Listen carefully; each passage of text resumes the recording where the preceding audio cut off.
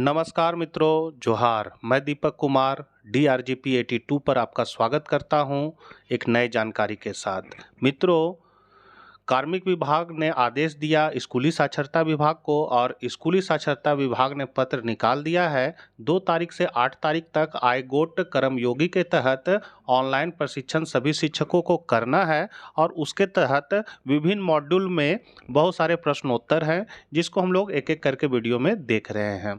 जिस तरह दीक्षा निष्ठा का कोर्स किए थे सभी शिक्षक, उसी तरह आईगोट कर्मयोगी कोर्स को भी करना है।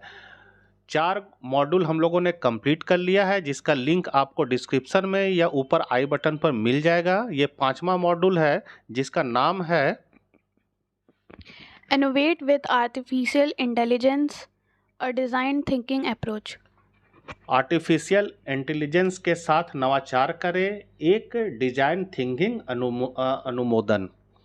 इसमें आप जब हम लोग आगे बढ़ते हैं तो इसमें बहुत सारे आपको वीडियो चलेंगे और फिर क्वेश्चन आएगा। तो यहाँ पर जो पहला मॉड्यूल आप देखिएगा, इंट्रोडक्शन टू डिज़ाइन थिंकिंग, जिसमें आपको 3 क्वेश्चन मिलेंगे। तो पहला क्वेश्चन है आपका, Why are prototypes used in design thinking?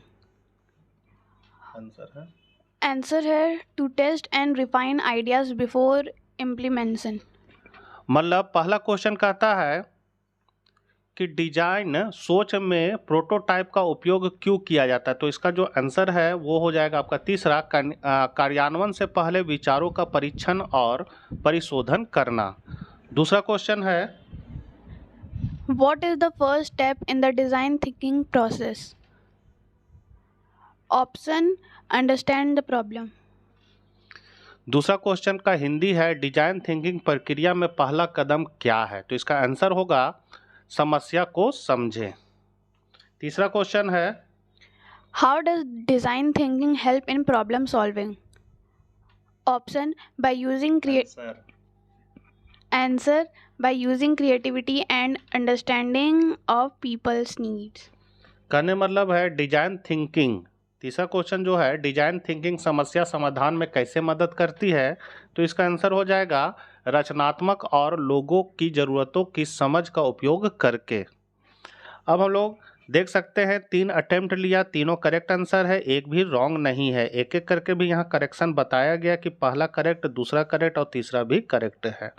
अब हम लोग सेकेंड मॉड्यूल की ओर बढ़ते हैं जिसमें भी आपका सेकेंड मॉड्यूल जो है वो Layers of design thinking. Layers of design thinking में आपका कितना क्वेश्चन है, 3 क्वेश्चन है। तो तीनों क्वेश्चन को हम लोग फिर एक एक करके देखते हैं। तो पहला क्वेश्चन है आपका, What is the main focus of the empathize step in the design thinking? जिसका answer Answer, understanding people's needs, thoughts and feelings. कहने मतलब है कि ये क्वेश्चन कह रहा है कि डिजाइन सोच में सहानुभूति कदम का मुख्य फोकस क्या है, जिसका आंसर आपका सेकंड वाला होगा, लोगों की ज़रूरतों, विचारों और भावनाओं को समझना। दूसरा नंबर क्वेश्चन को हम लोग देखते हैं, Why is observation important in design thinking? Answer, it reveals user behaviors and challenges. Question का हिंदी है, डिजाइन सोच में अवलोकन क्यों महत्वपूर्ण है। तो इसका आंसर जो है उसका हो जाएगा, यह उपयोगकर्ता के व्यवहार और चुनौतियों को प्रकट करता है। तीसरा नंबर क्वेश्चन है, What method helps gather first-hand emotional feedback from users? Answer, conducting interviews or conversations. तीसरा नंबर क्वेश्चन का हिंदी है, कौन सी विधि उपयोगकर्ताओं से प्रत्यक्ष भावनात्मक प्रतिक्रिया एकत्र करने में मदद करती है। तो इसका आंसर हो जाएगा आपका साक्षात्कार या बातचीत आयोजित करना। अब हम लोग देख सकते हैं 3 अटेम्प्ट लिया, तीनों क्वेश्चन को बना लिया है, तीनों करेक्ट है। एक एक करके भी यहाँ देख सकते हैं सभी हरा है, इसका मतलब तीनों का आंसर मैंने करेक्ट बताया है।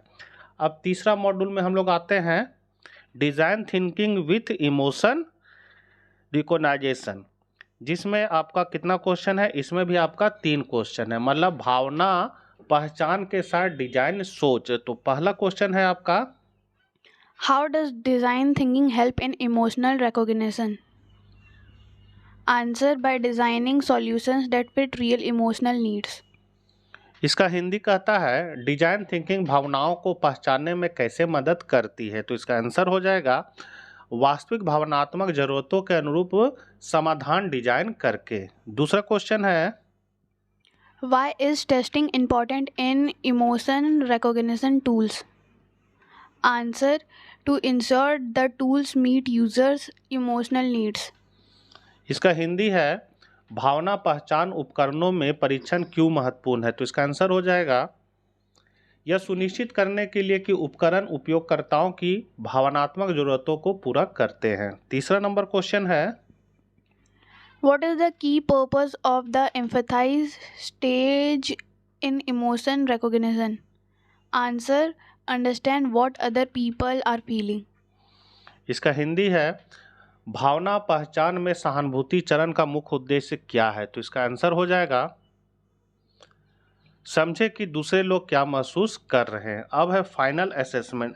इसको हम लोग देख लेते हैं। 3 क्वेश्चन था, तीनों बनाए हैं, तीनों करेक्ट आंसर है। एक एक करके भी आप यहाँ देख सकते हैं, तीनों का आंसर जो है वो करेक्ट है। अब है फाइनल असेसमेंट जिसमें आपको 10 क्वेश्चन है और आपको 10 मिनट का समय मिलेगा इसको बनाने के लिए। तो 10 मिनट में आपको ये कंप्लीट करना है। फटाफट हम लोग क्वेश्चन को देखते हैं और इसका आंसर को। तो पहला क्वेश्चन है Which of the following best describes design thinking? Answer: a human-centered problem-solving approach. इसका हिंदी है निम्नलिखित में कौन सा डिजाइन सोच का सबसे अच्छा वर्णन करता है। तो इसका आंसर है एक मानव कैडेट समस्या समाधान दृष्टिकोण। दूसरा question What does the prototype stage in design thinking involve? Answer: building and testing basic models of ideas. Hindi है इसका डिजाइन सोच में प्रोटोटाइप चरण में क्या शामिल है। तो इसका आंसर हो जाएगा विचारों की बुनियादी मॉडल का निर्माण और परीक्षण। तीसरा क्वेश्चन है What is the key benefit of using interviews in the empathize phase? Answer: to gain direct insights into user feelings and experiences. Hindi है सहानुभूति चरण में साक्षात्कार का उपयोग करने का एक महत्वपूर्ण लाभ क्या है। तो आंसर है इसका उपयोगकर्ताओं की भावनाओं और अनुभवों के बारे में प्रत्यक्ष जानकारी प्राप्त करने के लिए। चौथा नंबर क्वेश्चन है What is the purpose of the idea phase in design thinking? Answer: to brainstorm multiple possible solutions. इसका हिंदी है डिजाइन सोच में विचारशील चरण का उद्देश्य क्या है। तो इसका आंसर हो जाएगा कई संभावित समाधानों पर विचार मंथन करने के लिए। पांचवा नंबर क्वेश्चन है What emotional impact can design thinking create in users according to the lecture? मतलब व्याख्यान के अनुसार डिजाइन सोच उपयोगकर्ताओं में क्या भावनात्मक प्रभाव पैदा कर सकती है। तो इसका आंसर है Answer: happiness and energy. मतलब खुशी और ऊर्जा।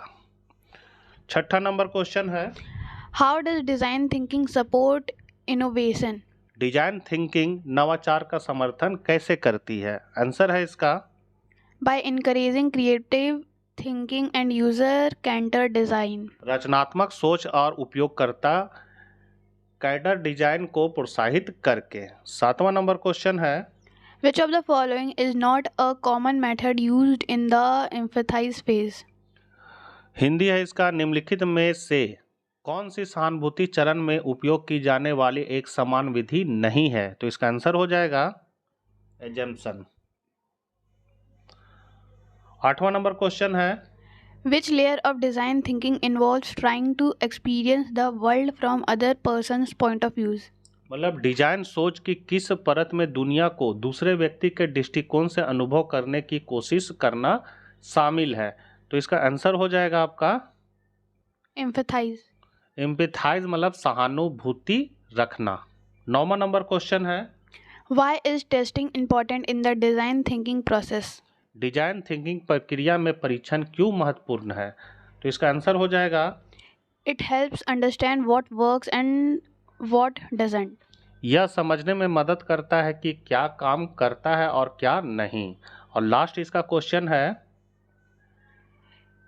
In the context of emotion recognition, what does design thinking help developers focus on?